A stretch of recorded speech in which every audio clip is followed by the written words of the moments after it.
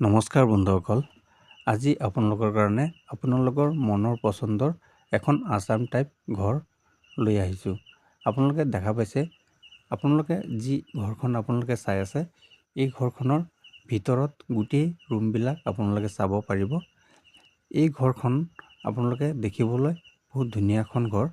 আৰু বন্ধুসকল, মই কিয় আপোনালোকৰ কাৰণে এনেকুৱা ধৰণৰ ভিডিঅ'বিলাক লৈ আহোঁ, যাতে আপোনালোকৰ নিজৰ ঘৰখন বনোৱাৰ আগত যাতে আপোনালোকে অলপ হ'লেও মোৰ ভিডিঅ'ৰ পৰা আপোনালোকে আইডিয়া পায় যাতে আপোনালোকে নিজৰ ঘৰখন যাতে আপোনালোকে সঠিক নিয়মত আপোনালোকে ঘৰটো বনাব পাৰে আৰু আপোনালোকৰ ৰুমৰ ডিৰেকশ্যনবিলাক ঠিককৈ ৰাখিব পাৰে।